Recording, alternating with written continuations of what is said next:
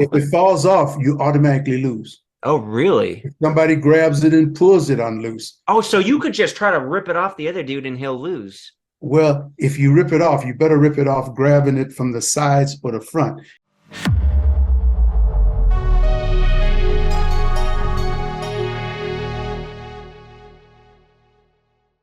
Hey guys, welcome to another part of my interview with James Brewster Thompson, the multi-talented Olympic caliber judoka, ventriloquist slash comedian, actor, and sumo wrestler. So the guy does a lot. He's also does incredible feats with the jump rope and other things. Anyway, in this part, we're going to talk all about sumo wrestling, asking him a lot of questions I'm really curious about. And I know you guys probably are too. Before we get into the video, I want to tell you about the next big content creator platform. Fans Follow Me. Fansfollow.me, FFM. Check it out, linked in the description below. All the information's there. So I'm a founding member of the platform. I'm the director, so there's a reason why I bring it up. Obviously, I want it to be successful. I'm going to push it, but there is a bigger, grander vision here that I think will really interest you guys and also provide some opportunities. But just a quick summary, what exactly is a content creator platform? Well, there are platforms like Patreon, like OnlyFans, though that obviously is skewed more towards an adult type content that's not safe for work. Fans Follow Me is a much more respectable platform, and we do welcome content creators of all kinds, of course, but our big push and focus is really going to be in the martial arts community, fitness, bodybuilding, and combat sports. And we already got a lot of really great bare knuckle boxers on there. We're going to get some amazing boxing legends, champions on there. We got a lot of great martial artists. We're going to obviously get more. You will recognize a lot of these names. We already got Muhammad Kisi, aka Tong Po from Kickboxer. I'm on there, of course. I'll be putting out exclusive content, cool behind the scenes stuff and more. So the content creator platforms in general, it's a way to support your favorite content creator slash celebrity slash sports athlete. But in doing so, you can directly connect with them. So it's mutually beneficial all around. It's really cool. But as far as the grand vision goes, obviously I meet a lot of people on the channel. I do a lot of networking. I know writers, directors, actors, stuntmen, and more. And I want to do nothing more and be a part of bringing that magic of the 80s and 90s back as far as like those kind of action and martial arts films, which let's face it, they don't really have the quality anymore. I mean, you do have some good ones here and there, but in general, it's not quite there. The magic's kind of gone in a lot of ways. But once Fans Follow Me blows up, me and my partners, we are going to finance these films. Minimum co-finance. It depends on the budget of these films, but there's a few projects in mind already that I know are going to be fantastic. And if you're a martial artist or an actor, by the way, create a profile on the platform because we will be watching. We will be farming talent, so to speak. It'll be part of the casting process to get in these projects. So create a profile, and if you're not a content creator, support some of the people on the platform. There's going to be a lot of really amazing names on there, and you'll get that exclusive content and that direct access. And if you know content creators, recruit them over because there's incentive to do so. You'll find out all the information on the homepage. Fans Follow Me. Check out the link, and let's blow this thing up because 80s and 90s, we got to make these kind of films again. And I will do whatever I can to blow this platform up, make money, and put it to finance these films and use some of you guys if that's actually what you're interested in. So it's all part of this grand big vision. How'd you get into sumo wrestling? Oh, sumo wrestling. That happened in 1994. There was a sensei, a judo sensei by the name of Yonesuka. Mm-hmm. Yonesuka was known for great technique, and he's the one that helped Bad News Brown, Kowach. That was his instructor. Okay. And so Kowach had great technique, one of the best techniques I've seen in this country for heavyweights, beside maybe Steve Cohen and a few of them that are real good technicians. But it was all because he learned from Yonesuka. Well, Yonesuka was also into sumo wrestling, where he was coaching sumo people in New Jersey. And so he recruited me from judo to be in the 198 let's see, what division? No, yeah, it was 198 division for sumo. And That's so a lightweight sumo. yeah, 198, yeah. well, not 198, 253. So you have Okay, 253, that's the 253. light heavyweight, 253 and under.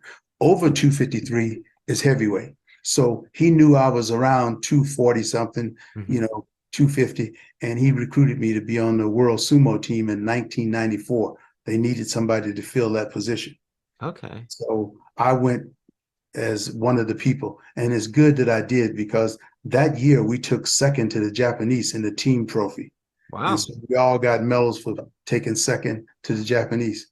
And I don't think we've ever taken second since in the World Championships for sumo, but that year we did. So I was lucky enough to be on that first team. I got beat up real bad by a Mongolian and came back home with a groin pull and some of everything. So it was a real tough tournament for me, that first sumo tournament.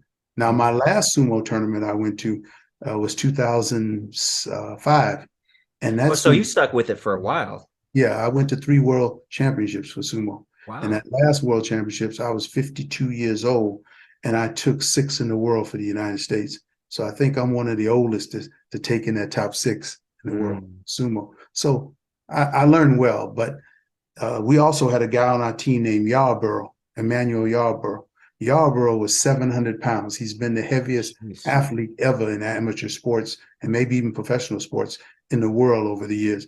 He died a few years ago of a heart attack, and he was just too heavy, and he didn't lose enough of the weight.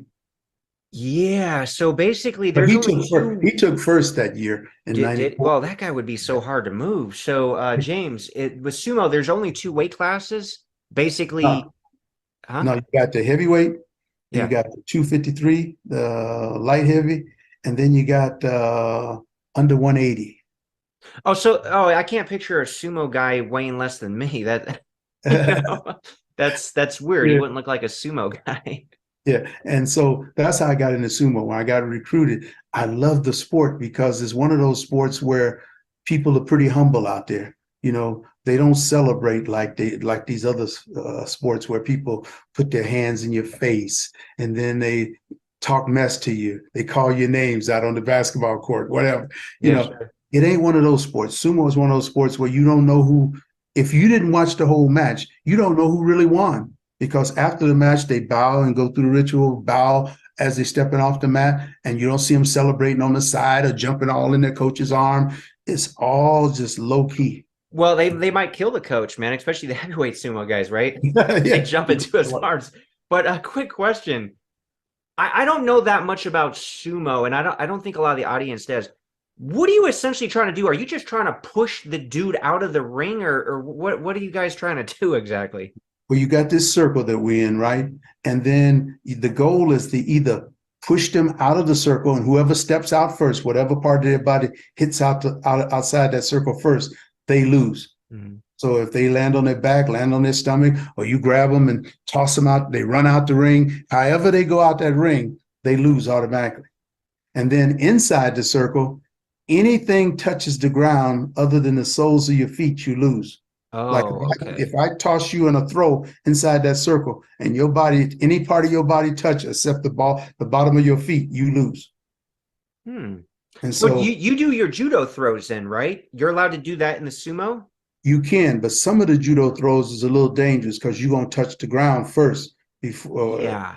So you're gonna touch some part of your body other than the soles of your feet first. So that's the only problem with some of the throws. Like if you try to do a seonagi, of course, most likely you might touch your knees or touch your body first before they land from that shoulder throw. Or Hmm. if you do old sotogari, some part of your body or legs may touch the ground, even though you're throwing them hard on the back, you may touch first before you hit the ground. So you have to pick throws in judo or do your throws in a way where you don't touch part of your body as part of the throw or following through on the throw. Interesting. But and Interesting. then some people just pick you up and carry you out the circle. Oh, they just carry you out. Okay, Yeah, that's if funny. they're real strong. But that's the goal. Mainly in the old days, I was told back in centuries ago when sumo first started, they sell different areas of the Japan. They would settle disagreements by fighting to the death off inside that circle. Fighting to the death. Like, so would they be striking each other? Would it look like a sumo match at all then, or? It would look like a sumo match, but they say they used to fight to the death many years ago. That's what they told me when I first got in there. So they want you to kind of take the sport serious too, that, Well, you have to if people this were fighting started to the out. death back then. And then also at one point in history, even women uh, got to do it. Like now, women can do sumo at the world level, the national level, whatever. But back in the old days, it was more of a man thing, and then women came along later Mm. in Let's the sport. talk about some of the training because I just in general, you don't think these guys are in shape, especially the heavyweights, right? Because I mean, they Mhm. must eat like 10,000 calories a day. They don't look like somebody who's in shape. Like, how is some of the training? Are you guys doing a lot of cardio? Are you doing a lot of sparring? Are you guys lifting weights? I know you guys are eating a lot. I mean, maybe not in your weight class because you can't Mhm. balloon up, Right. past the mid Well, twos. But and we're in amateur sumo, so I competed in amateur. Professional sumo, sumo is everything. Their neighborhood is sumo. Their social life is sumo. They go to a sumo nightclub or bar. Uh, they eat, shit, and sleep sumo. To be wow, honest with you, yeah, all right. But also they train hard. Sumo people. When I was training for sumo in '94, and I went to the World Championships, like I said, that last one in 2005. Basically, I was doing stuff like doing the stadiums, like a football stadium. I'd run up the bleachers with a person on my back, piggyback. really? Is that typical sumo training as far as you know? That's part of sumo training. It's one of the drills because it Weighted helps builds runners. up your thighs and your glute muscles because you Yeah. need thigh muscles and glute muscles for the pushing and pushing people out of bounds. Sure. And so basically they do a lot of the hand stuff, where they're hitting each other in the throat and chest while they're jockeying for position or jockeying for a good grip on the belt. That belt is called a mawashi, but and some people call it a G string or whatever. But I call it a basically, big diaper. yeah. And so in amateur sumo, you have a choice whether you want to wear that diaper or you can wear black shorts underneath the diaper. Okay. Okay, as you call it, a Yeah. Milwaukee. But so I wore the pants underneath. But some Mm. of our guys went what they call raw dog, where you just have the G string and Milwaukee traditional dress, like the professionals do. Professionals don't have a choice; they have to go raw dog or wearing the Milwaukee.